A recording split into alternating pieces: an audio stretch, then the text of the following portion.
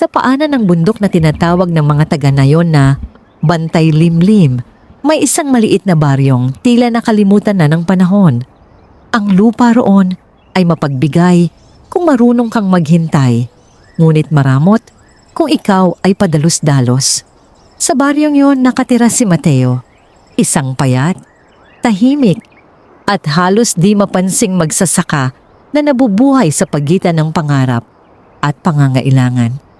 Araw-araw, bago pa sumilip ang unang liwanag sa silangan, nagigising si Mateo sa mahinang tilaok ng mga manok at sa malamig na huni ng hangin mula sa kabundukan.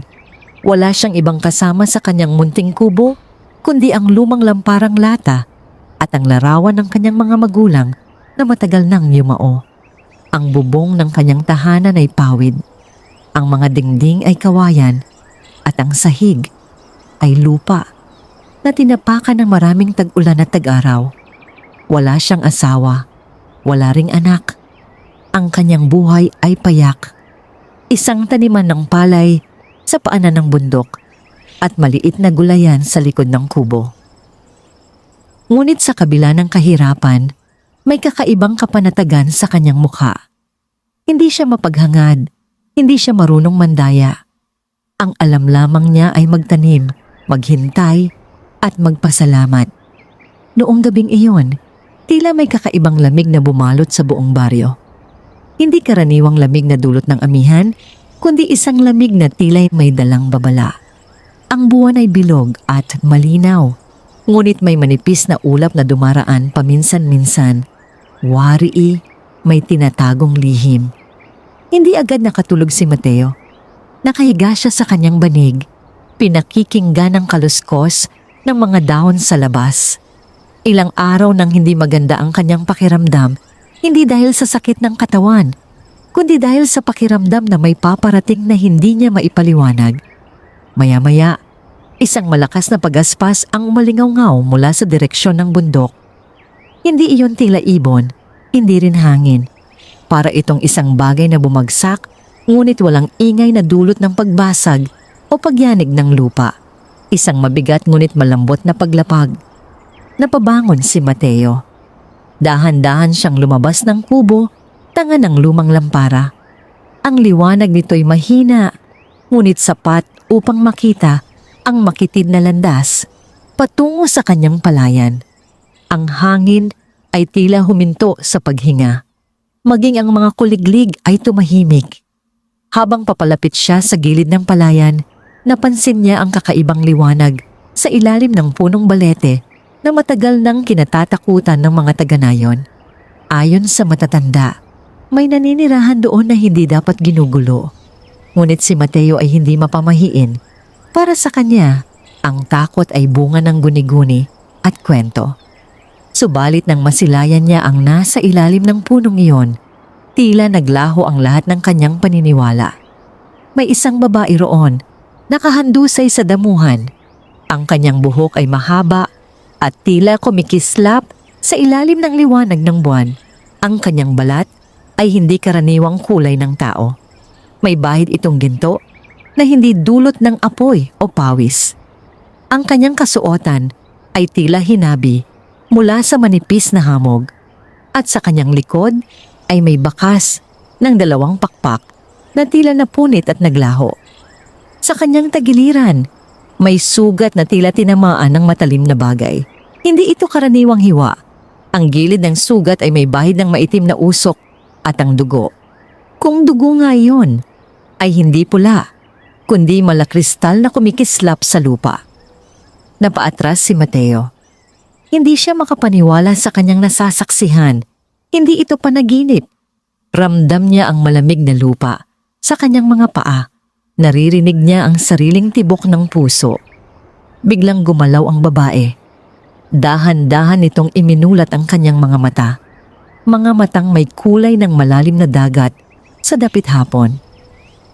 Nang magtagpo ang kanilang mga tingin, tila may malamig na agos na dumaloy sa buong katawan ni Mateo. Huwag kang matakot. Mahina, ngunit malinaw ang tinig ng babae.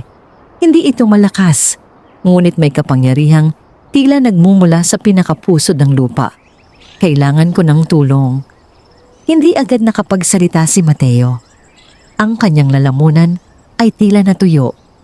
Ngunit sa kabila ng takot, may kung anong awa ang unti-unting umusbong sa kanyang dibdib. "Sino ka?" Sa wakas, ay naitanong niya. Sandaling pumikit ang babae. Wari inuubos ang natitirang lakas. "Ako'y bantay ng kagubatan sa itaas ng bundok. Isang diwata na pinalayas at sinugatan." Ang salitang iyon, diwata, ay matagal na niyang narinig sa mga kwento ng matatanda. Ngunit hindi niya inakalang may makakaharap siyang isa. Sa harap niya ngayon ay hindi alamat, hindi haka-haka, kundi isang nilalang na sugatan at tila nasa bingit ng kamatayan. "May humabol sa akin," patuloy ng babae. "Isang aninong nagmumula sa kadiliman. Hindi ko siya lubos na makita, ngunit ramdam ko ang galit at inggit na bumabalot sa kanya. Tinamaan niya ako ng sandatang hindi gawa sa bakal." Napatingin si Mateo sa sugat. Hindi ito dumudugo ng gaya ng sa tao, ngunit malinaw na masakit. "Hindi kita kayang dalhin sa baryo," mahina niyang sabi. "Magkakagulo ang mga tao." "Hindi ako maaaring makita ng iba," sagot ng diwata. "Ikaw lamang ang nakakita sa akin, sapagkat ikaw ang pinili ng lupa." Napakunot ang noo ni Mateo. "Pinili?" Tumango ang diwata, bahagyang napangiwi sa sakit. "Ang puso mo ay hindi nababalot ng kasakiman. Sa mga mata ng lupa, ikaw ay malinis." Hindi alam ni Mateo kung dapat siyang maniwala. Ngunit isang bagay ang malinaw.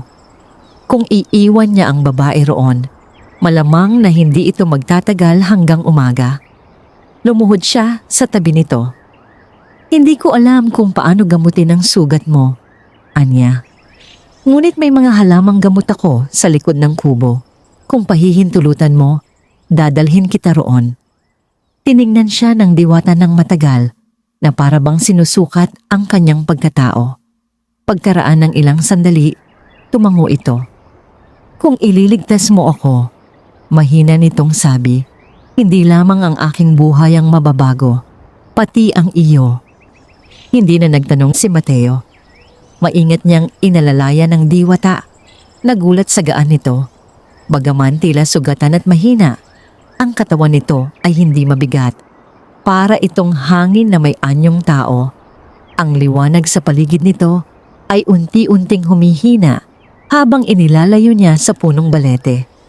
Habang naglalakad sila patungo sa kubo, naramdaman ni Mateo ang kakaibang paggalaw ng hangin. Tila may sumusunod sa kanila mula sa kadiliman ng bundok. Hindi niya ito makita, ngunit ramdam niya ang mabigat na presensya. Pagdating sa kubo, inilatag niya ang diwata sa kanyang sariling higaan. Kumuha siya ng mga dahon ng lagundi, sambong, at ilang ugat na itinuro sa kanya ng kanyang ina noong siya'y bata pa. Hindi niya alam kung uubra ang mga ito sa isang nilalang na hindi tao, ngunit yun lamang ang kanyang makakaya. Habang nililinis niya ang sugat, napansin niyang ang maitim na usok sa gilid nito ay tila umiwas sa kanyang paghihipo. Nang ipinatong niya ang dinikdik na dahon, bahagyang lumiwanag ang sugat at tila humupa ang kirot. Napabuntong hininga ang diwata. "May kapangyarihan ang iyong kamay," bulong nito. Umiling si Mateo. "Wala akong kapangyarihan. Isa lamang akong magsasaka." "Ang lupa ay nakikinig sa iyo," sagot ng diwata. "At ngayong gabi, nakinig din ito sa aking panalangin." Sa labas ng kubo, unti-unting bumabalik ang mga tunog ng gabi. Ngunit sa malayo, sa itaas ng bundok, may aninong gumalaw sa pagitan ng mga puno. Isang anyong, hindi saklaw ng liwanag ng buwan. At sa unang pagkakataon, sa kanyang payak na buhay, naramdaman ni Mateo na ang kanyang mundo ay hindi na mananatiling maliit. Ang pagligtas niya sa sugatang diwata ay simula pa lamang ng isang lihim na mag-uugnay sa kanya sa mga puwersang matagal nang nakatago sa pagitan ng lupa at langit. Sa loob ng kanyang kubo, sa ilalim ng mahinang liwanag ng lampara, Nagsimula ang isang kapalarang hindi niya kailanman inakala. Nagising si Mateo sa unang sinag ng araw na sumilip sa siwang ng kanyang dingding na kawayan. Saglit niyang inisip kung ang lahat ba'y panaginip lamang. Ang liwanag sa ilalim ng punong balete, ang sugatang babae, ang mga matang kulay dagat na tumitig sa kanya. Ngunit nang igalaw niya ang kanyang katawan, narinig niya ang mahinang paghinga mula sa kanyang higaan. Hindi iyon panaginip. Tahimik siyang bumangon. Ang diwata ay nakahiga pa rin. Ang kanyang buhok ay nakalatag sa banig na tila dumadaloy na ilog ng gabi. Ang sugat sa kanyang tagiliran ay hindi na kasing itim ng kagabi, ngunit malinaw na hindi pa ito lubusang naghihilom. Ang dinikdik na dahon na ipinahid ni Mateo ay natuyo na at naging manipis na saplot sa balat nito.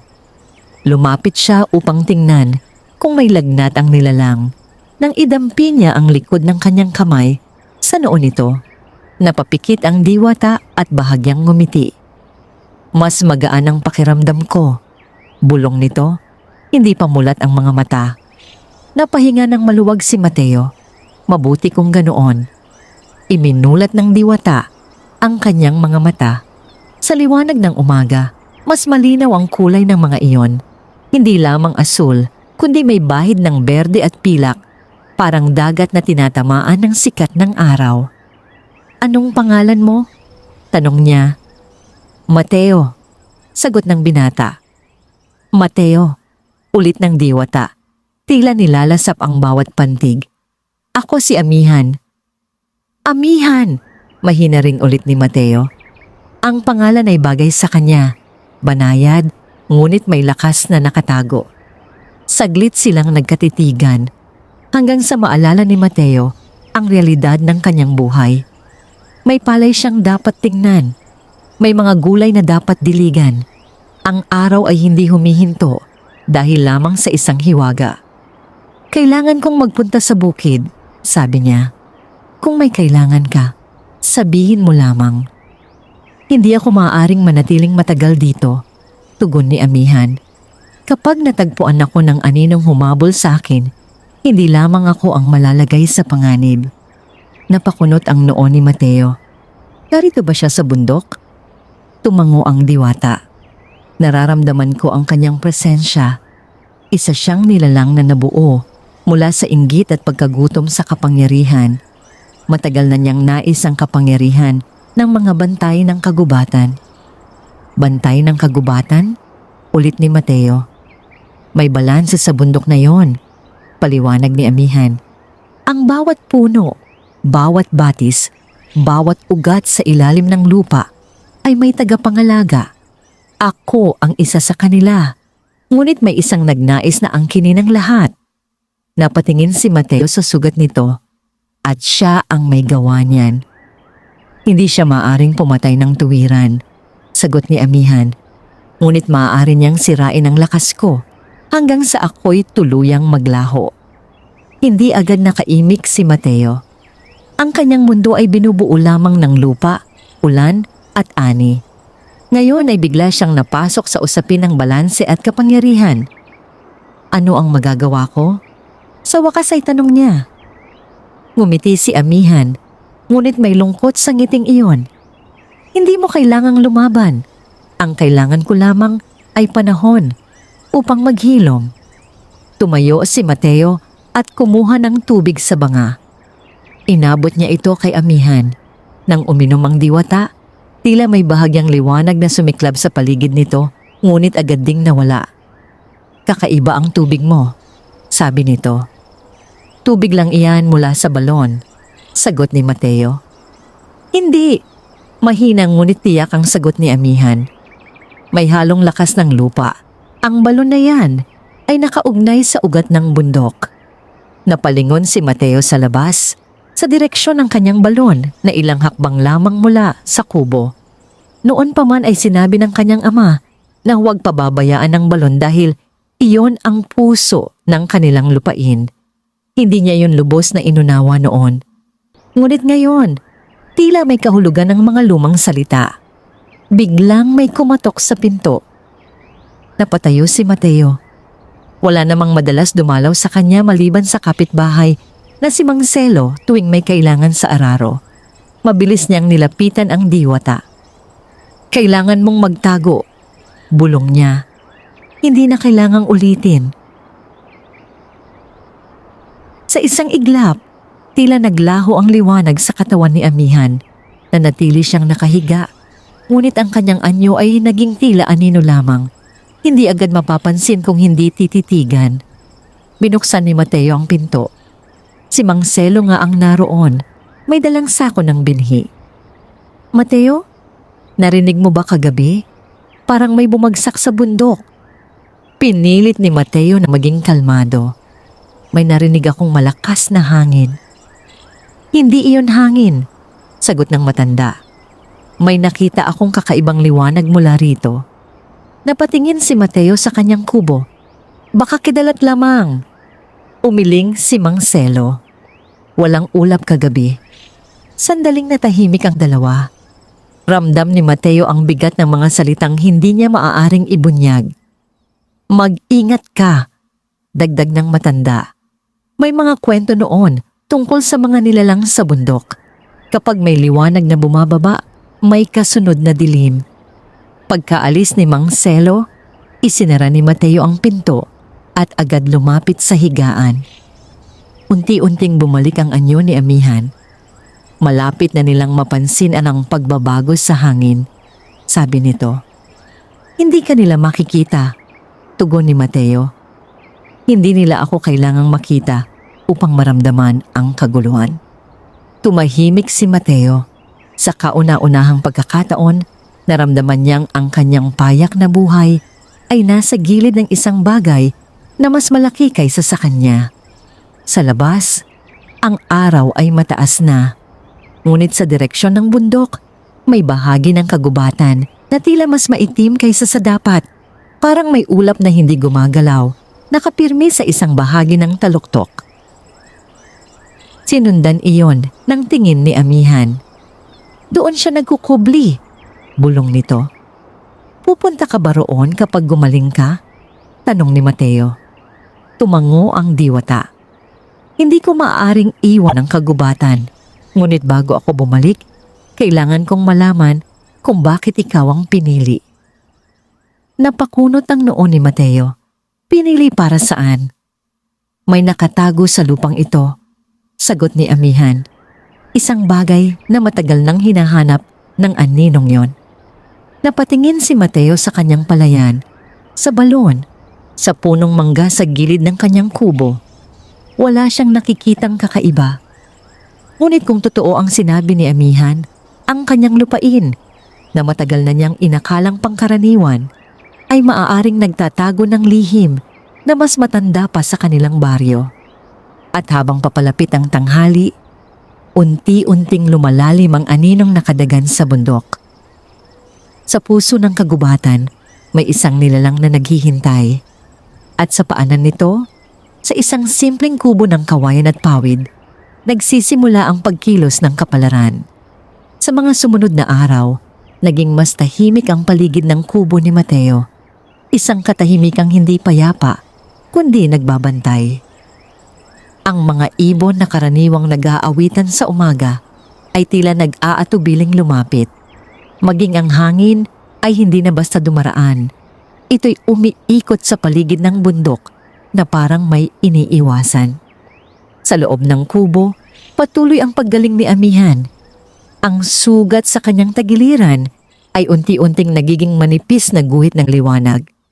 Sa tuwing pinapalitan ni Mateo ang mga halamang gamot, napapansin niyang mas kaunti na ang maitim na usok na lumalabas sa sugat. Minsan, kapag tahimik ang gabi at malinaw ang buwan, may bahagyang kislap na sumasayaw sa balat ng diwata. Parang maliliit na alitap-tap na lumilitaw at nawawala. Mas mabilis ang paggaling ko rito kaysa sa inaasahan ko, sabi ni Amihan isang hapon habang nakaupo sa gilid ng higaan. Nakakatulong ang mga halamang gamot, sagot ni Mateo habang nag-aayos ng mga tali ng kanyang araro. Hindi lamang iyon, tugon ng diwata. May lakas ang lupang ito. hindi pangkaraniwan. Napahinto si Mateo. Lupa lang ito. Matagal na itong sinasaka ng pamilya ko. Tumayo si Amihan at dahan-dahang lumabas ng kubo. Sumunod si Mateo. Nag-aalalang baka hindi pa sapat ang lakas nito. Ngunit ang mga hakbang ng diwata ay mas matatag na ngayon. Huminto ito sa tabi ng balon. Dito nagmumula ang ugat ng lakas. Bulong nito. Ang balon ay yari sa lumang bato. Tinakpan ng kahoy upang hindi pasukin ng dahon at alikabok. Ayon sa kwento ng kanyang ama, ang balon ay hinukay pa ng kanyang lolo sa tulong ng mga taong hindi niya kilala.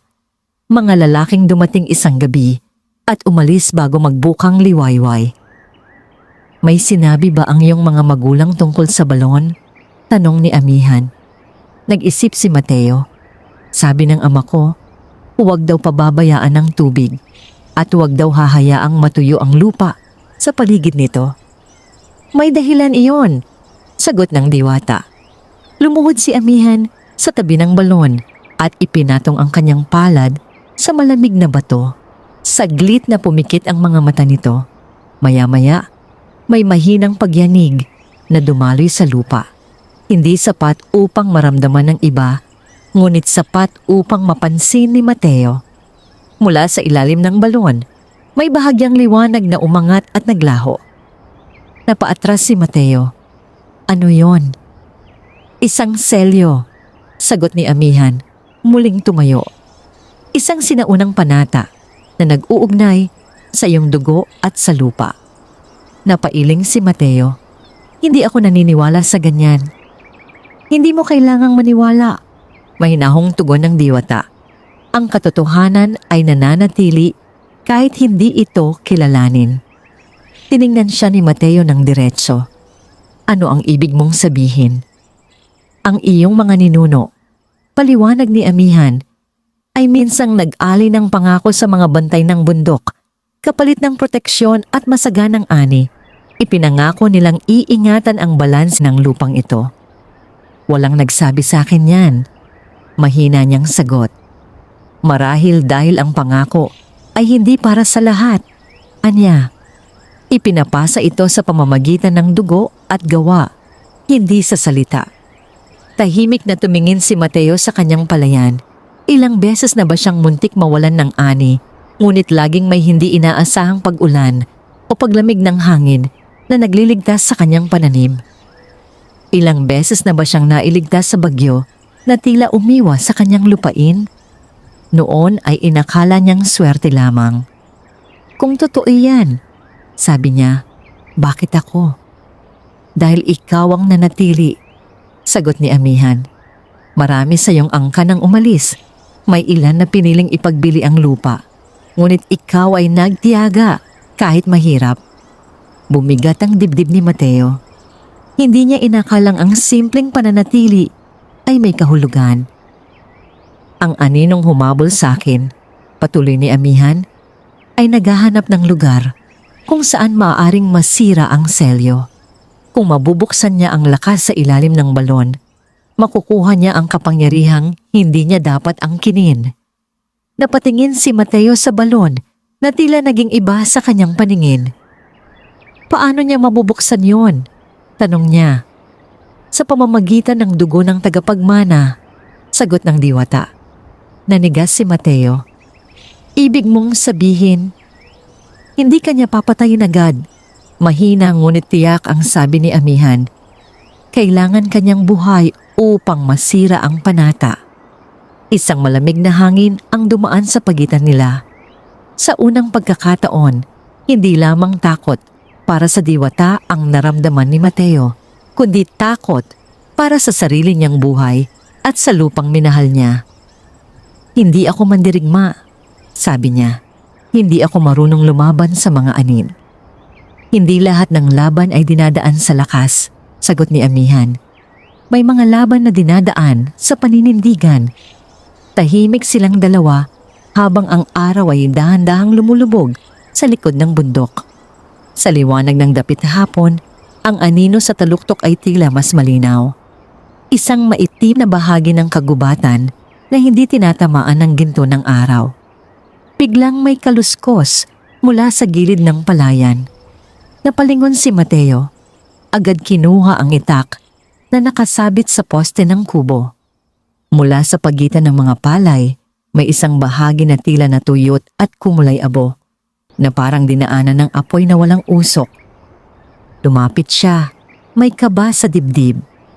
Ang mga tangkay ng palay ay nakayuko. Ang mga dahon ay nangingitim sa gilid. Hindi yun karaniwang sakit ng halaman. Parang may dumaan na malamig na kamay at inubos ang sigla nito. Sinusubukan na niya, bulong ni Amihan sa kanyang likuran. Napahigpit ang hawak ni Mateo sa itak. Hindi ko hahayaang masira ang lupa ko. Lumapit ang diwata at ipinatong ang kamay sa kanyang balikat. Hindi lamang ito lupa mo ngayon. Ito ang hangganan. Sa sandaling iyon, may gumuhit na manipis na liwanag sa ilalim ng mga paa ni Mateo. Isang mahinang linya na tila nagmumula sa balon at umaabot sa palayan. Hindi iyon apoy, hindi rin kidlat. Isa itong enerhiyang tahimik ngunit matatag. Tumingala siya sa bundok. Sa pagitan ng mga puno, may dalawang matang nagningas sa dilim, maitim at walang buhay, ngunit puno ng pagnanasa. At sa unang pagkakataon, nagkatagpo ang kanilang mga tingin. Ang anino ay hindi na naghihintay. Hindi agad nawala ang mga matang iyon sa kabundukan. Bagamat unti-unting nilamon ng dapit hapon ng liwanag na natiling malinaw sa paningin ni Mateo ang dalawang nagliliyab na hugis sa pagitan ng mga puno. Hindi yun apoy, hindi iyon hayop. May talimang tingin. Tila sinusukat ang kanyang lakas at kahinaan. Isang iglap lamang at naglaho ang mga mata. Ngunit ang bakas ng presensya ay nanatili. Hindi pa siya handang lumapit, sabi ni Amihan, hindi inaalis ang tingin sa bundok. Sinusubukan niya ang hangganan ng lupa. Napayuko si Mateo at muling sinuri ang mga palay na natuyot. Ang mga tangkay ay parang hinigop ang buhay. Sa gitna ng kulay lunti ang taniman, may maliit na bahagi na tila naging abo. Kung ganito ang mangyayari araw-araw, mahina niyang sabi, mauubos ang ani ko bago pa sumapit ang tag-ani. Lumapit si Amihan at inilatag ang kanyang palad sa ibabaw ng nasirang bahagi. Pumikit siya at sa ilang sandali, tila may manipis na sinag na lumabas mula sa kanyang mga daliri. Ngunit agad siyang napahinto, napangiwi sa kirot. Hindi pa sapat ang aking lakas, Anya. Magpahinga ka, mariing sabi ni Mateo. Huwag mong ubusin ang sarili mo para sa tanim ko. Tiningnan siya ng diwata. Sa mga mata nito ay may halong paghanga at pag-aalala. Hindi lamang ito tanim mo, sagot niya. Ang bahaging iyon ng lupa ang sinusubukan niyang pahinain. Kapag nabasag ang panata rito, mas madali niyang maaabot ang balon. Tahimik na tumayo si Mateo. Inilibot na ang tingin sa kanyang lupain. Ang palayang minsang naging saksi sa kanyang mga kabiguan at munting tagumpay. Hindi ito malawak, hindi ito mayaman, ngunit ito ang kanyang mundo. Kung hindi sapat ang lakas mo, sabi niya, ano ang kailangan? Saglit na nag-isip si Amihan. Ang panata ay nakaugat sa dugo ng iyong angkan. Ngunit hindi lamang dugo ang nagpapatibay rito, kundi ang kusa mong pagpayag na ipagtanggol ito. Paano ko gagawin iyon? Hindi agad sumagot ang diwata. Sa halip, itinuro niya ang punong balete sa gilid ng palayan, ang punong pinagbagsakan niya noong gabing iyon. Doon nagsimula ang paglapag ko, sabi niya, at doon din maaaring subukin ang hangganan. Habang papalapit sila sa punong balete, tila bumigat ang hangin. Ang mga dahon nito ay hindi gumagalaw kahit may hangin sa ibang bahagi ng bukid. Ang mga ugat na nakausli sa lupa ay tila mga ahas na natutulog. Huminto si Mateo sa harap ng puno. Dito ba siya maaaring dumaan? Tanong niya. Ang balete ay luma, Paliwanag ni amihan. Mas matanda pa sa iyong mga ninuno. Ito ang isa sa mga bantay ng hangganan. Ngunit kung ito'y pahihinain, magkakaroon ng siwang ang dilim. Biglang may malamig na simoy na umikot sa kanilang dalawa. Mula sa likod ng puno, may manipis na usok na umangat. Itim, mabagal, at tila may sariling paghinga. Napaatras si Mateo. Itinaas ang kanyang itak. Mula sa usok, nabuo ang hugis ng isang tao. Ngunit hindi buo ang anyo. Ang katawan nito'y tila binubuo ng anino at abo. Wala itong malinaw na mukha, maliban sa dalawang matang kumikislap sa loob ng kadiliman. Tagapagmana, wika ng nilalang, ang tinig ay parang sabay-sabay na bulong ng maraming lalamunan. Ibigay mo ang selyo. Nanlamig ang batok ni Mateo. Wala akong hawak na selyo. Ang iyong dugo ang susi, sagot ng anino. Hindi mo nauunawaan ang iyong minana. Humakbang si amihan sa tabi ni Mateo kahit halatang hindi pa ganap ang kanyang lakas. Hindi mo maaaring kunin ang hindi iyo, mariing sabi ng diwata. Umaling-awngaw ang mahinang halakhak ng nilalang. Ikaw, bantay, ay halos wala ng liwanag. Bakit mo pa ipinaglalaban ang lupang hindi sayo? Dahil ang balanse ay hindi pag-aari, sagot ni amihan. Ito'y pananagutan. Unti-unting lumawak ang usok sa paligid ng balete, gumagapang sa lupa patungo sa mga ugat. Sa sandaling iyon, naramdaman ni Mateo ang bahagyang pagyanig sa ilalim ng kanyang mga paa. Ang punong balete ay tila umuungol. Mateo, bulong ni amihan, ipatong mo ang iyong kamay sa puno. Hindi siya nag-atubili. Inilapat niya ang kaliwang palad sa magaspang na balat ng balete. Sa unang sandali, wala siyang naramdaman maliban sa lamig. Ngunit maya-maya, may mainit na agos na dumaloy mula sa kanyang dibdib pababa sa kanyang braso. Parang may pintuang bumukas sa loob niya. Isang bagay na matagal nang tahimik. Mula sa ilalim ng kanyang palad, may manipis na liwanag na kumalat sa puno. Ang mga ugat na kanina tila nangingitim ay unti-unting nagkaroon ng bahagyang gintong guhit. Sumigaw ang anino, tila napaso.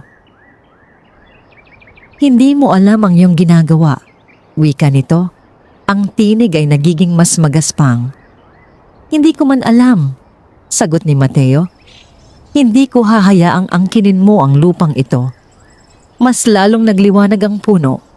Ang usok ay napaurong, tila hinihigop ng lupa pabalik sa bundok. Sa loob lamang ng ilang sandali, ang anyo ng nilalang ay naging manipis at naglaho sa hangin. Muling bumalik ang karaniwang tunog ng bukid, ang huni ng ibon, ang kaluskos ng dahon. Ngunit si Mateo ay tapaluhod. Parang may bahagi sa kanyang loob na nabawasan. Hindi sakit, kundi pagod. Na hindi pisikal, inalalayan siya ni amihan. Ginamit mo ang ugnayan, mahina nitong sabi. Hindi ko alam kung paano, hingal niyang tugon. Hindi mo kailangang malaman, sagot niya. Ang mahalaga ay tinanggap mo ito. Tinulungan niya si Mateo na makabalik sa kubo. Habang naglalakad sila, napansin ng binata na ang bahagi ng palay na kanina'y natuyot ay bahagyang bumabalik ang kulay. Hindi pa ganap, ngunit may palatandaan ng pag-asa. Pagdating sa loob, umupo si Mateo sa sahig at sumandal sa dingding. Tumingin siya sa kanyang palad. Wala namang sugat, wala ring marka. Gaano pa katagal ito? Tanong niya. Hindi siya titigil, sagot ni amihan. Ngunit hindi ka na rin ang dati. Sa labas, sa itaas ng bundok, ang anino ay muling nagtipon sa pagitan ng mga puno. Hindi ito ganap na natalo, napaatras lamang. At ngayon, alam na nito ang lakas ng tagapagmana. Sa kubo ng isang payak na magsasaka, nagsimula ang unang pagsubok ng dilim. Ngunit hindi yun ang huli. Ang gabi matapos ang unang pagharap sa anino, ay dumating ng mabigat at walang bituin. Bagamat tila umatras ang nilalang mula sa balete, hindi nawala ang pakiramdam na may nagmamasid. Sa bawat galaw ng hangin, sa bawat pagkaluskos ng dahon, may nakatagong tanong na hindi pa nasasagot. Si Mateo ay nakaupo sa labas ng kanyang kubo, pinagmamasdan ng palayan sa ilalim ng madilim na langit. Ang kanyang katawan ay nakaramdam ng pagod na hindi niya maipaliwanag. Hindi ito tulad ng pagod matapos ang maghapong pagsasaka. Ito'y tila pagod na nagmula sa kailaliman ng kanyang mga buto.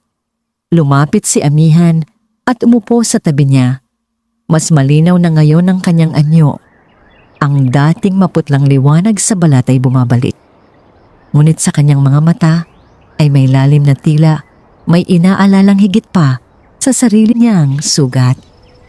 Hindi siya basta-bastang susuko, sabi ng diwata. Alam ko, sagot ni Mateo.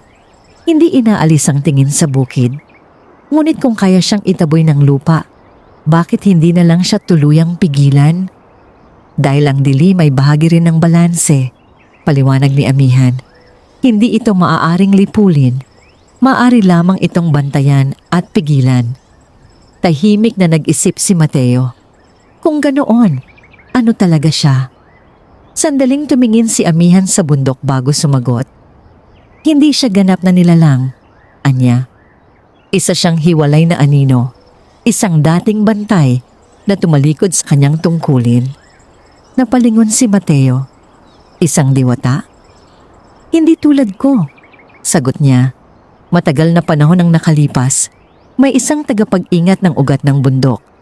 Siya ang namahala sa ilalim, sa mga lihim na dumadaloy sa kailaliman ng lupa.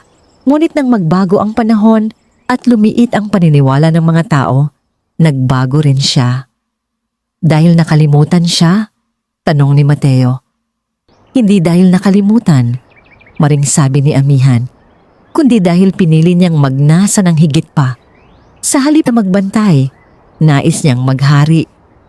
Isang malamig na hangin ang dumaan sa pagitan nila.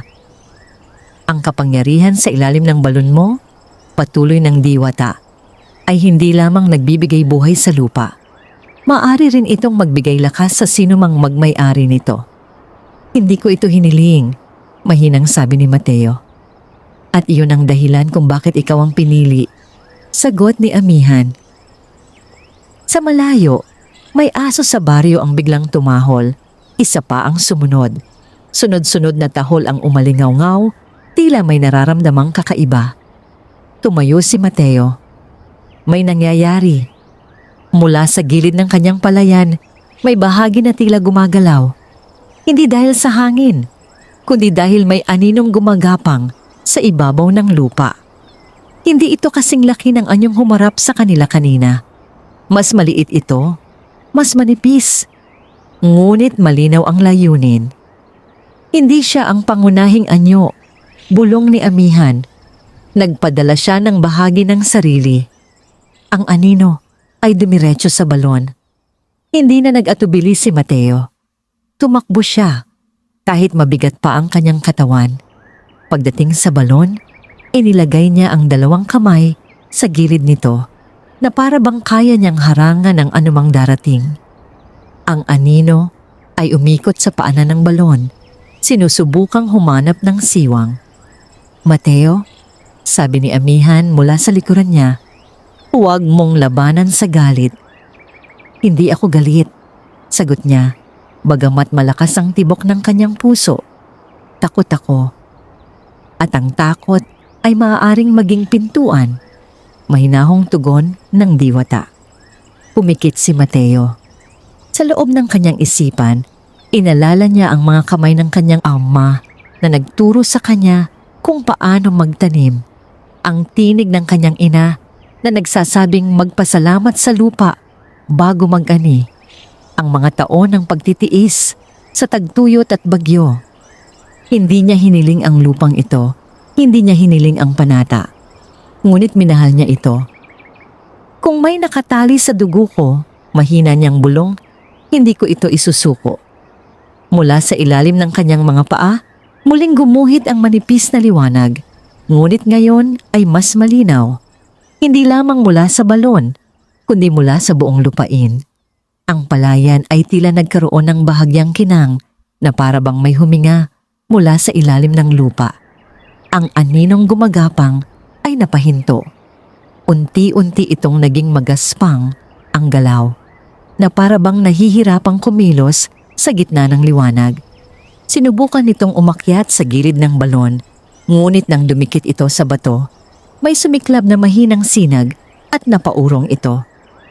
Isang manipis na sigaw ang umalingaw-ngaw, hindi malakas, ngunit sapat upang marinig sa hangin.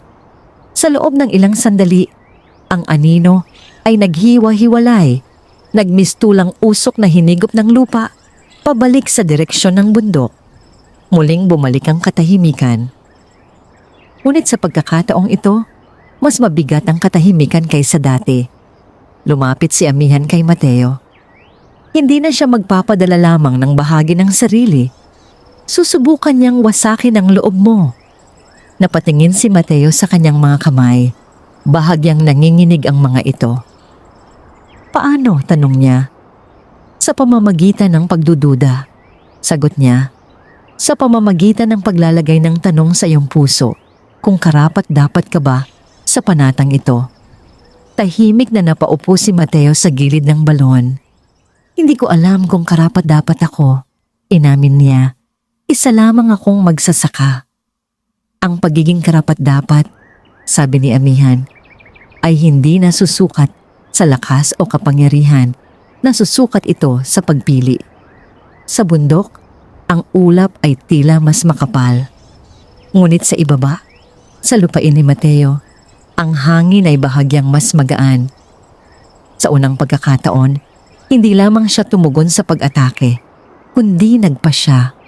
At sa kailaliman ng kagubatan, ang hiwalay na anino ay nagtipon muli, mas galit at mas determinado. Hindi na sapat ang pananakot. Ang susunod na hakbang nito ay hindi lamang laban sa lupa, kundi laban sa puso ng tagapagmana. Lumipas ang ilang araw na tila walang nangyari. Walang aninong gumapang sa palayan. Walang matang nagningas sa bundok.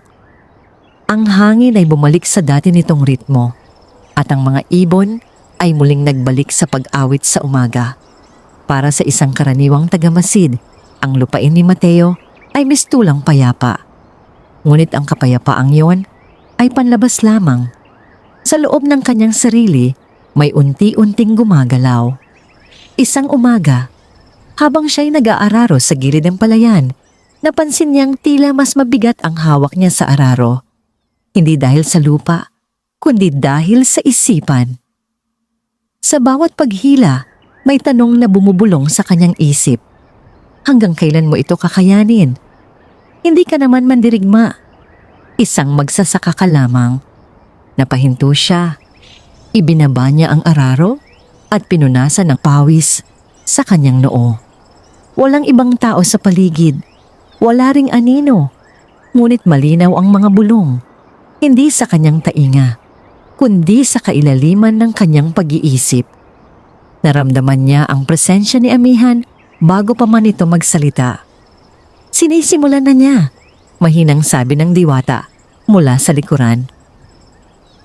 Ang ano? Tanong ni Mateo, bagaman alam na niya ang sagot. Ang paglapit sa iyong loob. Tahimik silang naglakad pabalik sa kubo. Sa bawat hakbang, nararamdaman ni Mateo ang kakaibang pagbigat ng kanyang dibdib, hindi dahil sa pagod, kundi dahil sa pagdududa. Kung ako ang susi, sabi niya habang nakaupo sa lilim ng mangga, bakit pakiramdam ko'y ako rin ang pinakamahina? Umupo si Amihan sa tapat niya, dahil ang lakas na hindi mo hiniling ay mabigat dalhin. Totoo bang may nagawa ang mga ninuno ko? Tanong niya. O baka katang-isip lamang ang lahat ng ito? Hindi agad sumagot ang diwata. Sa halip, itinaas nito ang kanyang kamay at inilatag sa lupa sa pagitan nila. Isara mo ang iyong mga mata, sabi niya. Nag-atubili si Mateo, ngunit sumunod. Inilapat niya ang kanyang palad sa lupa, katulad ng ginawa niya sa balete. Sa una, Wala siyang naramdaman. Ngunit maya-maya, may bahagyang init na umakyat mula sa ilalim ng lupa papunta sa kanyang balat. Hindi ito mainit na nakapapaso, kundi init na tulad ng sikat ng araw sa umaga. At kasabay ng init na yon, may mga larawan na dahan-dahang nabuo sa kanyang isipan. Isang lalaking may hawig sa kanya, mas matanda, mas matikas, ang nakatayo sa tabi ng parehong balon. May mga tao sa paligid at sa kanilang harapan ay ang isang liwanag na kahawig ni Amihan, ngunit mas maliwanag at mas malawak ang anyo. Narinig niya ang isang tinig na nagsasabing, "Habang may magbabantay sa lupa, mananatiling buo ang daloy." Naramdaman niya ang pag-agos ng dugo sa kanyang ugat. Kasabay ng panatang hindi niya kailanman narinig, ngunit tila kilala ng kanyang puso. Bigla siyang napamulat. Ang init sa kanyang palad ay nawala, ngunit ang bigat sa kanyang dibdib ay bahagyang nabawasan. "Hindi iyon panaginip," sabi ni Amihan. "Iyon ang alaala ng lupa." Napayuko si Mateo. Kung ganoon, bakit pakiramdam ko'y hindi sapat ang kaya ko? "Dahil pinapalaki niya ang iyong pagdududa," sagot ng diwata. "Hindi niya kailangang sirain ang balon kung kaya kanyang sirain." Maya-maya, may narinig silang yabag mula sa landas patungo sa kubo. Si Mang Selo ang dumating, ngunit hindi tulad ng dati ang kanyang anyo. Ang kanyang mukha ay tila mas maputla at ang kanyang mga mata ay hindi tuwid ang tingin. "Mateo," tawag niya. Ang tinig ay may bahid ng kaba. May kakaiba sa bundok. May mga punong natutuyo. Napatingin si Mateo kay Amihan. "Hindi lamang ang lupa mo ang sinusubukan niya," bulong ng diwata. Pinapalawak niya ang takot. Lumapit si Mateo sa matanda. "Anong nakita mo?" "Parang may sakit ang mga ugat," sagot ni Mang Selo. "Hindi ko maipaliwanag.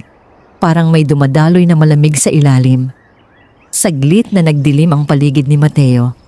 Sa likod ng matanda, sa gilid ng kanyang paningin, may aninong gumalaw, manipis, halos hindi makita.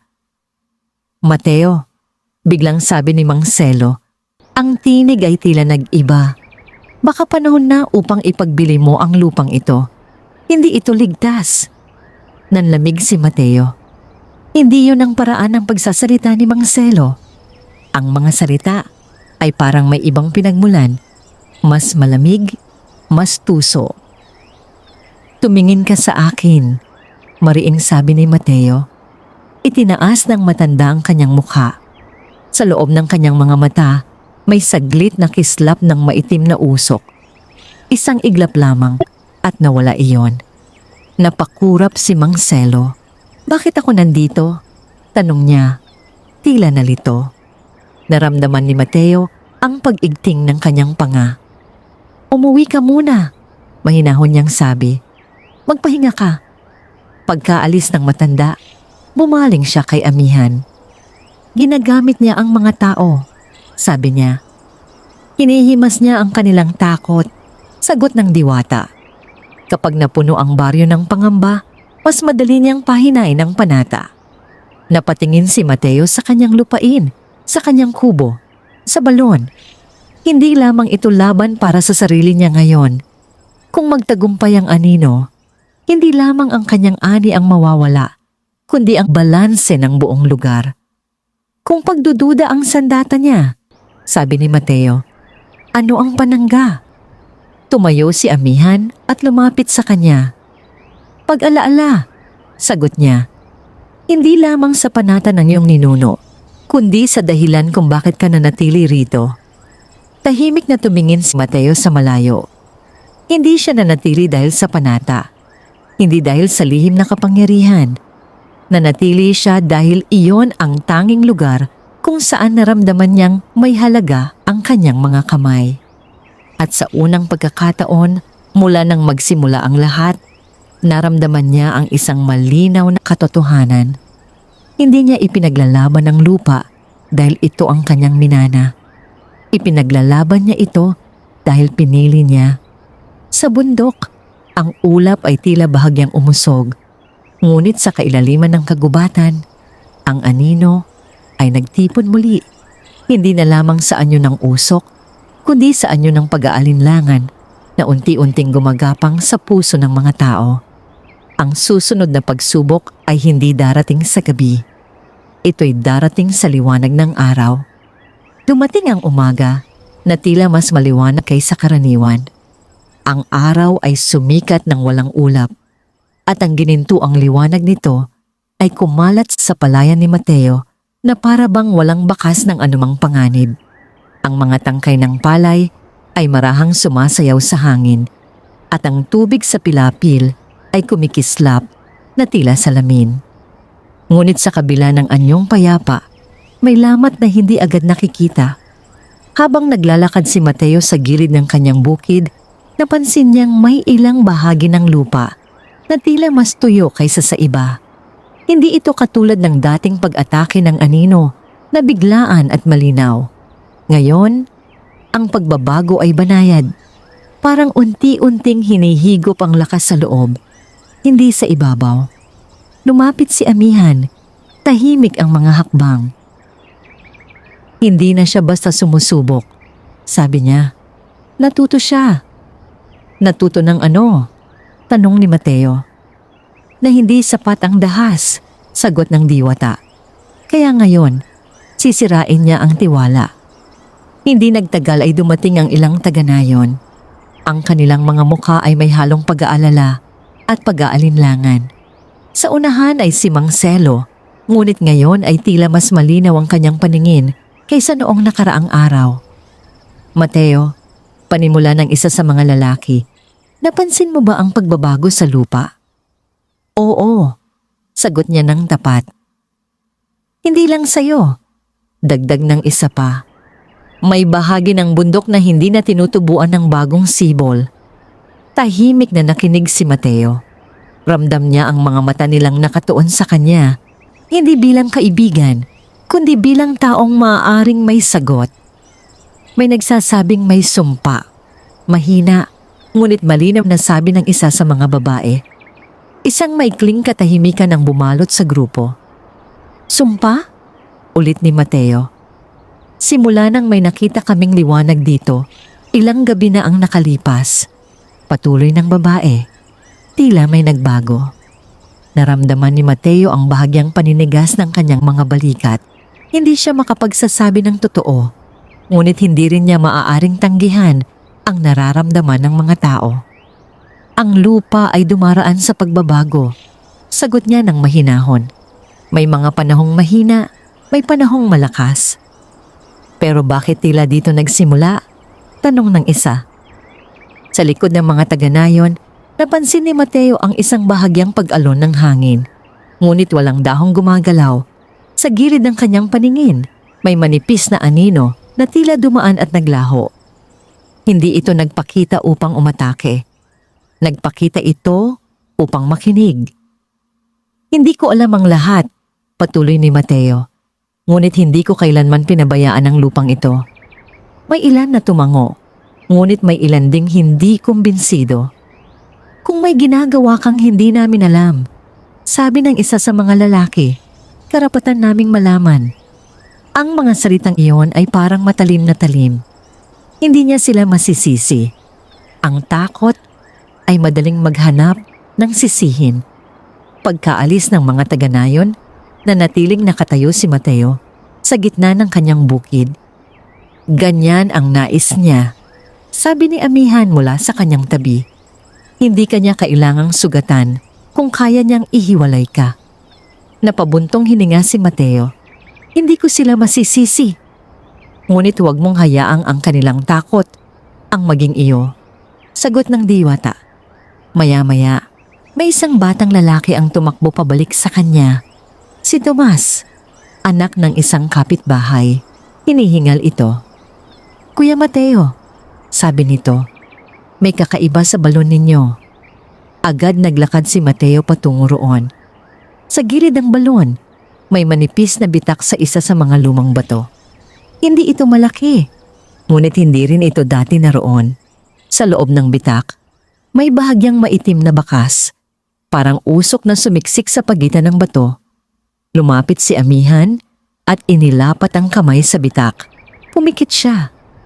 Sinubukan niyang pumasok habang abala ka. Sabi niya, "Bakit hindi ko naramdaman?"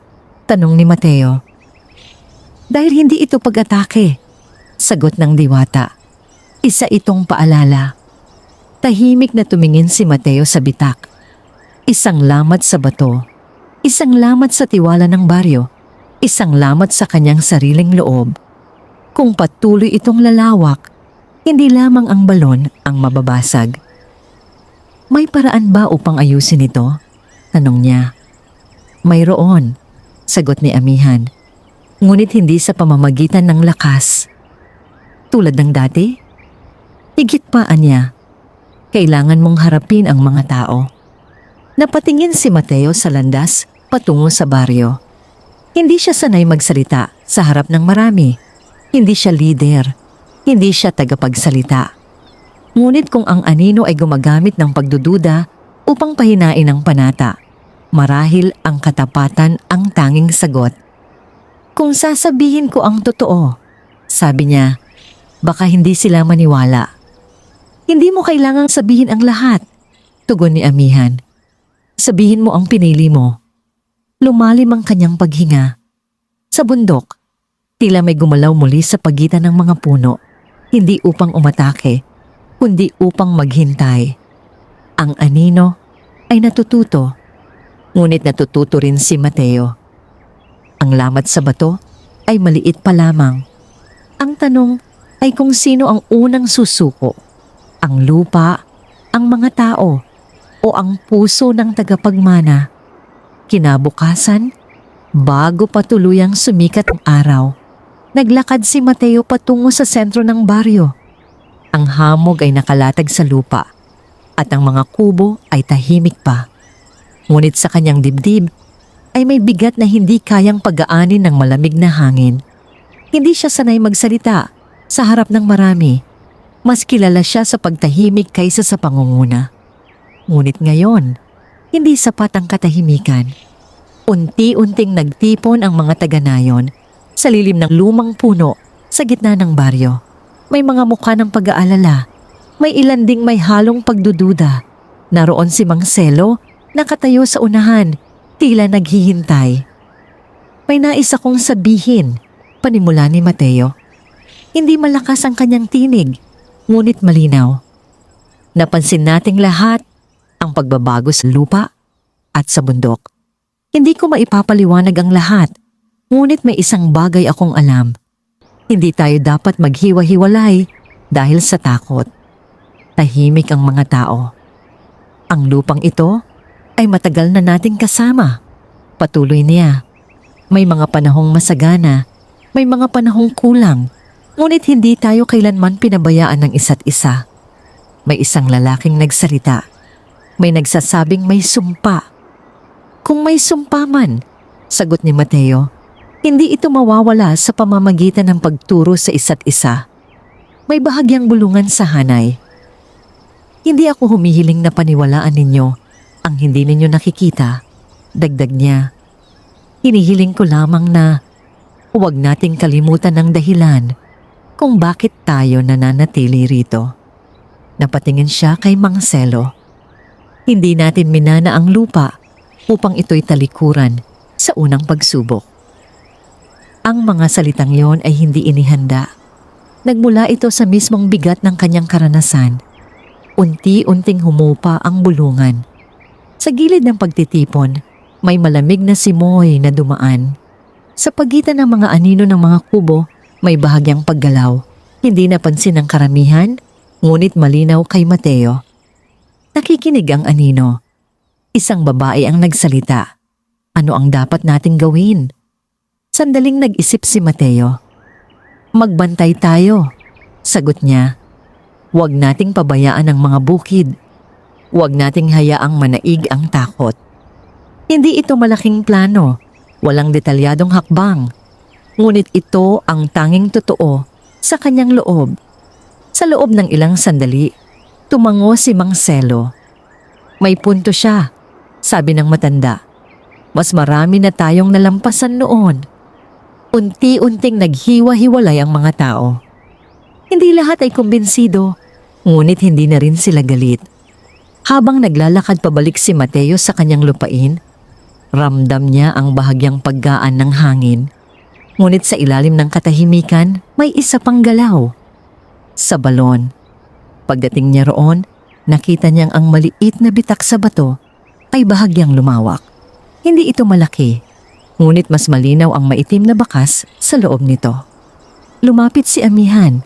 Ang anyo nito ay mas matatag kaysa dati. Hindi siya natutuwa, sabi niya. Dahil hindi ako nagkulong? Tanong ni Mateo.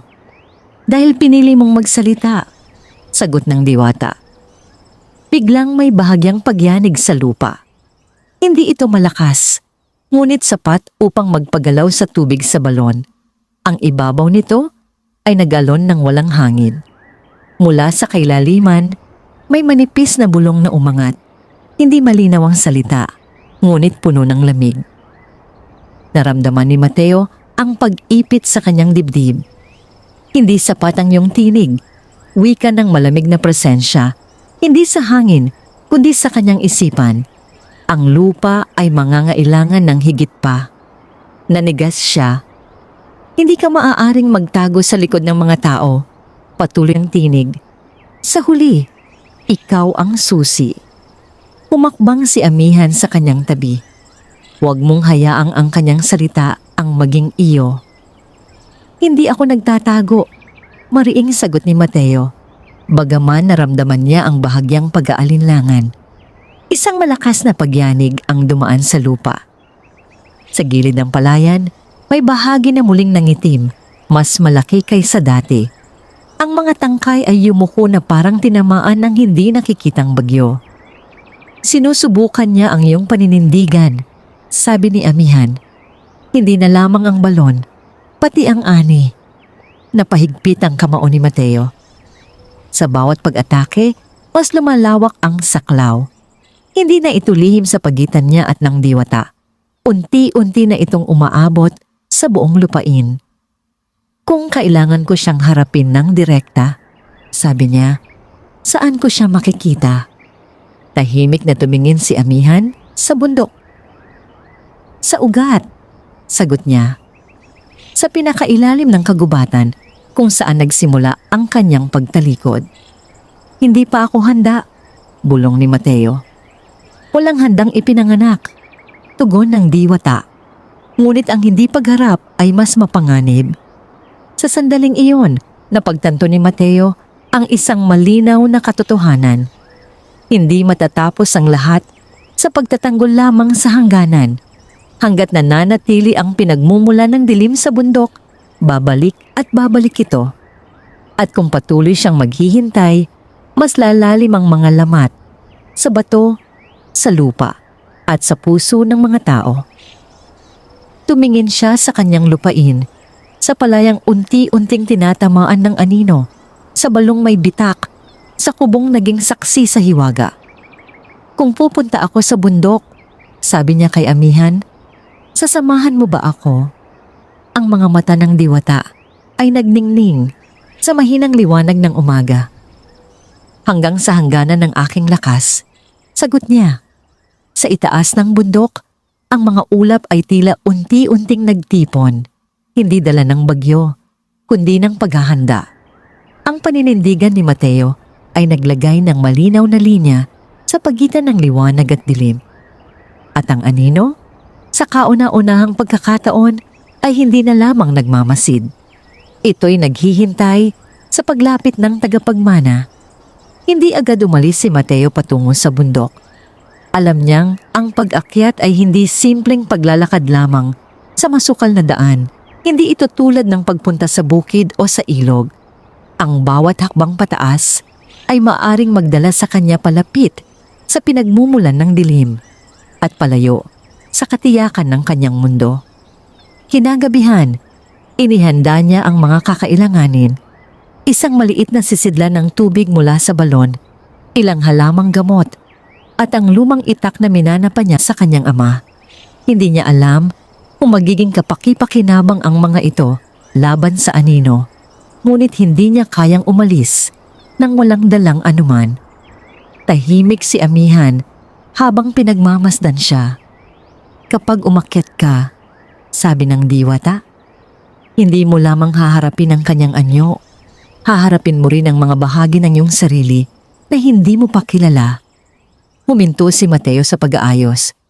Ibig mong sabihin, ang anino ay nabubuhay sa pagnanais. Paliwanag niya. Kung may bahid ng pagnanais sa iyong puso na maaaring gamitin laban sa iyo, hahanapin niya iyon. Napatingin si Mateo sa apoy ng lampara. May mga pagkakataon ba na ninais niyang mas madali ang buhay? Oo. May mga gabi bang inisip niyang sana'y hindi siya naiwan sa lupang ito? Marahil. Kung may ganoon, mahina niyang sabi, hindi ko naman ito ipinagpalit. At iyon ang kaibahan ninyo, sagot ni amihan. Madilim pa nang magsimula, silang umakyat kinabukasan. Ang landas patungo sa bundok ay hindi malinaw. May mga bahaging tinutubuan ng makapal na damo at may mga ugat na nakausli sa lupa. Ngunit sa bawat hakbang, tila may bahagyang pag-ilaw sa paligid ni Mateo. Hindi sapat upang maging maliwanag ang daan, ngunit sapat upang hindi siya tuluyang maligaw. Habang papalalim sila sa kagubatan, unti-unting nagbago ang hangin. Nawala ang amoy ng sariwang lupa at napalitan ng malamig na samyo ng lumang kahoy at nakatagong tubig. Dito nagsisimula ang kanyang saklaw, bulong ni amihan. Sa paligid nila, may mga punong tila may bahid ng pagkasira. Hindi sila tuyo, ngunit ang mga dahon ay mas maputla kaysa sa dapat. Ang mga sanga ay tila mas mababa ang pagkakayuko. Biglang may bulong na umalingaw-ngaw sa pagitan ng mga puno. Bakit ka umakyat, tagapagmana? Hindi ito malakas, ngunit malinaw. Huminto si Mateo. Hindi niya makita ang nagsasalita. Upang tapusin ito, sagot niya, isang maikling katahimikan ang sumunod, pagkatapos ay bahagyang paghalakhak na parang nagmumula sa iba't ibang direksyon. Tapusin? Ulit ng tinig. Ang dilim ay hindi tinatapos. Ito'y tinatanggap. Naramdaman ni Mateo ang bahagyang pagbigat ng kanyang dibdib. Sa harap niya, ang landas ay tila nahahati sa dalawa. Isa patungo sa mas maliwanag na bahagi ng kagubatan at isa patungo sa mas makapal na anino. Alin? Tanong niya kay amihan. Hindi ang mas maliwanag, sagot ng diwata. Ang mas totoo. Pinili ni Mateo ang landas na patungo sa mas makapal na anino. Habang papalapit sila, napansin niyang ang lupa ay tila mas malamig. Sa bawat hakbang, may bahagyang alon sa ilalim ng kanyang mga paa. Parang may gumagalaw sa kailaliman. Sa isang clearing sa gitna ng kagubatan, tumigil si amihan. Dito, sabi niya, sa gitna ng lugar ay may isang malaking ugat na nakausli sa lupa. Mas makapal kaysa sa karaniwang ugat ng puno. Ito'y parang puso ng kagubatan at sa gitna nito ay may maitim na bitak. Katulad ng sa balon, ngunit mas malalim at mas malawak. Mula sa bitak, unti-unting umangat ang anino. Hindi na ito manipis na usok. May anyo na itong mas malinaw, matangkad, nababalot ng maitim na balabal na tila gawa sa alon ng gabi. Ang mga mata nito ay hindi na lamang kumikislap, tila may lalim na parang walang hanggan. Sa wakas, wika ng nilalang, lumapit ka rin. Napahigpit ang hawak ni Mateo sa kanyang itak, ngunit hindi niya ito itinaas. Ano ang nais mo? Tanong niya. Ang nararapat sa akin, sagot ng anino, ang lakas na nakagapos sa iyong dugo. Hindi ito pag-aari ni Numan, sagot ni Mateo. Hindi ba? Malamig na tugon nito. Kung hindi ito pag-aari, bakit ikaw lamang ang maaaring gumamit? Wala siyang agad na naisagot. Pinili ka, patuloy ng nilalang. Ngunit hindi ka espesyal. Kung ako ang naging tagapagmana, hindi sana nagdurusa ang lupa sa kakulangan. Isang bahagyang pagyanig ang dumaan sa clearing. Hindi kakulangan ng sanhi, sabi ni Amihan, tumayo sa tabi ni Mateo. Ikaw ang pumili ng paghiwalay. Napalingon ang anino sa diwata. Bantay na sugatan, wika nito. Hanggang kailan mo itatago ang katotohanan? Nanlamig ang hangin. Anong katotohanan? Tanong ni Mateo. Isang manipis na ngiti ang nabuo sa anyo ng anino. Na ang panata ay hindi lamang proteksyon, sabi nito. Ito'y kadena. Biglang nagliwanag ang bitak sa ugat. Mula rito ay may mga larawan na tila umangat sa hangin. Mga ninuno ni Mateo na nakatali sa parehong lugar. Ang kanilang mga kamay ay nakapatong sa lupa. Ang kanilang mga mukha ay pagod. Ang bawat tagapagmana, patuloy ng anino, ay nagbabayad. Napatingin si Mateo sa mga larawan. Hindi ito kabayaran, mariing sabi ni Amihan. Ito'y pakikiisa. Pakikiisa? Malamig na ulit ng nilalang. O pagkakait ng kalayaan? Naramdaman ni Mateo ang pag-alon ng pagdududa sa kanyang dibdib. Kung ang panata ay nagbubuklod sa kanyang angkan sa lupa magpakailanman, wala ba siyang ibang landas? Tingnan mo ang iyong buhay. Bulong ng anino, ngayon ay tila mas malapit. Nagtiis ka, nagkulang ka, at para saan? Upang maging tagapagbantay ng lakas na hindi mo man lamang maaaring gamitin para sa sarili mo. Ang mga salita ay tumama ng mas malalim kaysa sa anumang pag-atake. Saglit siyang natahimik. Kung totoo ang sinasabi mo, mahina niyang sabi, bakit mo ito nais? Isang maikling katahimikan. Pagkatapos ay sumagot ang anino, mas mababa ang tinig. Dahil ako'y tinanggihan. Ang mga dahon sa paligid ay biglang kumaluskos. Dati akong bantay. Patuloy nito. Ngunit nang dumating ang panahon ng pagpili, hindi ako ang pinili. Pinili ang dugo ng tao. Naramdaman ni Mateo ang bigat ng revelasyon. Kung ganoon, sabi niya, hindi ito tungkol sa lupa. Hindi kailanman naging tungkol sa lupa, sagot ng anino. Sa gitna ng clearing, sa pagitan ng liwanag at dilim, nakatayo si Mateo. May hawak na itak, may ugnayan sa lupa, at may katotohanang unti-unting nabubuo. Ang laban ay hindi lamang para sa ani o balon. Ito'y tungkol sa pagpili. At sa sandaling iyon, napagtanto niyang ang susunod na hakbang niya ay magpapasya hindi lamang sa kanyang kapalaran, kundi sa balanse ng buong bundok. Nakatayo si Mateo sa gitna ng clearing, sa pagitan ng ugat na may bitak at ng anyong nababalot ng dilim. Ang hangin ay tila huminto.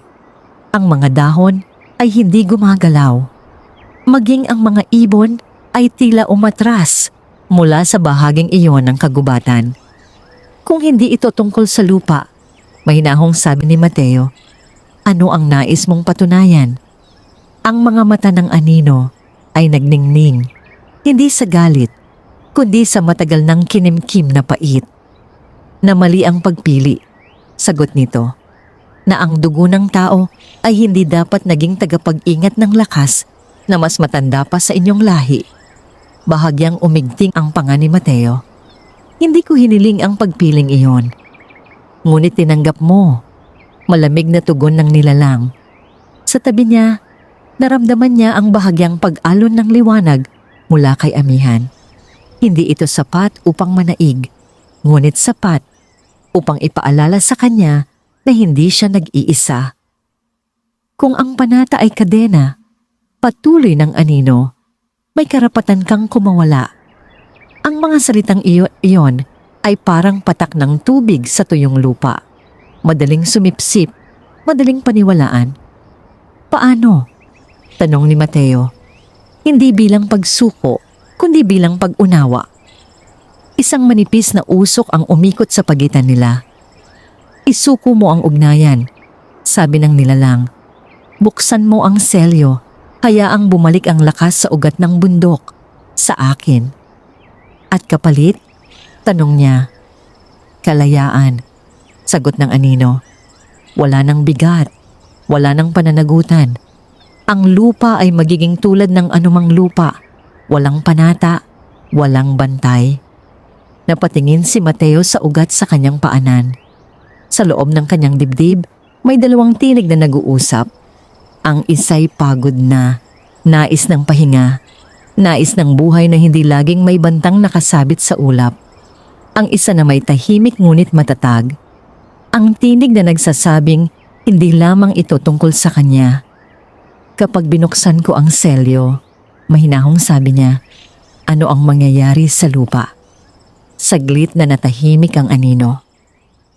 Magbabago ito. Tugon nito sa wakas. Hindi na ito magiging nakatali sa dugo. Hihina ba ito? Tanong ni Mateo. Ang mga mata ng nilalang ay kumislap. Ang lakas ay laging may kapalit. Hindi iyon tuwirang sagot. Napalingon si Mateo kay amihan. Kung mabasag ang panata, tanong niya, ano ang mangyayari? Ang diwata ay tumingin sa ugat pagkatapos sa kanya. Ang lakas na nag-uugnay sa lupa at sa tao ay mawawala. Sagot niya, maaring hindi agad makita ang epekto, ngunit unti-unting manghihina ang daloy. Ang bundok ay magiging bukas sa anumang nais pumasok. Takot ang iyong sandata, wika ng anino kay amihan. Palagi. Hindi takot, sagot ng diwata.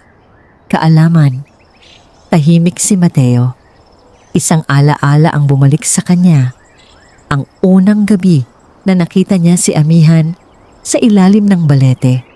Hindi niya kilala ang nilalang. Hindi niya alam ang kahihinatnan, ngunit pinili niyang tumulong. Hindi dahil sa panata, kundi dahil iyon ang tama. Kung ibibigay ko sa iyo ang selyo, sabi niya sa anino, matatapos ba ang paghahangad mo? Isang maikling katahimikan ang sumunod. Magkakaroon ng balanse, sagot nito. Hindi, mahinahong tugon ni Mateo. Magkakaroon ng kapalit. Sa sandaling iyon, may malinaw na pag-unawa na dumaloy sa kanya. Ang anino ay hindi lamang naghahangad ng kapangyarihan. Naghahangad ito ng pagpapatunay na mali ang pagpiling ginawa noon. Ngunit ang pagpili ay hindi na maibabalik. Hindi ako espesyal, sabi ni Mateo. Hindi ako ipinanganak upang maging bantay. Ngunit pinili kong manatili sa lupang ito. At ngayon, pinipili kong ipagtanggol ito. Isang mahinang pagyanig ang dumaan sa ugat. Pinipili mong manatiling nakatali, wika ng anino. Pinipili kong manatiling responsable, sagot niya. Unti-unti niyang ibinaba ang itak at inilapag ito sa lupa. Pagkatapos ay inilapat niya ang dalawang kamay sa malaking ugat. Kung ang panata ay nakaugnay sa dugo, bulong niya, hindi ito kadena, ito'y alaala. Mula sa kanyang palad, may liwanag na umangat. Hindi kasing lakas ng inaasahan, ngunit malinaw at dalisay. Hindi ito apoy, hindi ito kidlat. Isa itong mainit na sinag na nagmula sa loob, hindi sa lalaban po. Ang bitak sa ugat ay bahagyang lumiwanag. Napaurong ang anino. Hindi mo kayang panatilihin ito mag-isa, sigaw nito. Hindi ko kailangan, sagot ni Mateo. Sa likuran niya, unti-unting nagliwanag si amihan. Ang kanyang sugat na dati bakas pa ng kadiliman ay tuluyang nagsara. Ang panata ay hindi lamang dugo, sabi ng diwata. Ito'y pinagtitibay sa bawat pagpili. Ang liwanag mula sa palad ni Mateo ay kumalat sa ugat, pababa sa lupa at paitaas sa mga puno. Ang mga dahon sa paligid ay bahagyang nagningning at ang malamig na hangin ay napalitan ng mainit na agos. Ang anyo ng anino ay nagsimulang maghiwa-hiwalay, hindi tulad ng dati na napaurong lamang, kundi tila unti-unting nawawalan ng hugis. Hindi ito katapusan. Bulong nito, ang tinig ay mas mahina ngayon hanggat may pagnanais may anino. Alam ko, sagot ni Mateo. Ngunit hindi ko hahayaang ikaw ang mamuno rito. Sa huling sandali, ang mga mata ng nilalang ay nagningning ng minsan pa, hindi na sa galit, kundi sa isang anyo ng pag-unawa na hindi lubos. Pagkatapos, ang anino ay naglaho sa pagitan ng mga ugat, hinihigop ng liwanag na kumalat sa lupa. Unti-unting bumalik ang tunog ng kagubatan. Ang mga dahon ay muling gumalaw. Ang hangin ay naging banayad. Ang bitak sa ugat ay nanatili. Ngunit ang maitim na bakas ay naglaho. Napabuntong hininga si Mateo at napaluhod, pagod ngunit buo.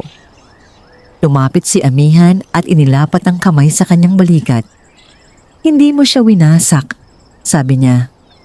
Hindi ko kailangan, sagot niya. Kailangan ko lamang piliin. Sa itaas ng bundok, ang ulap ay unti-unting naghiwalay. Ang liwanag ng araw ay sumilip sa pagitan ng mga sanga, bumaba sa clearing at tumama sa mukha ng magsasaka. Ang laban ay hindi tuluyang nagwakas. Ngunit sa araw na yon, nanatiling buo ang panata. Hindi dahil sa dugo, kundi dahil sa pagpili. At sa paanan ng bundok, naghihintay ang lupa sa pagbabalik ng tagapagmana. Wakas.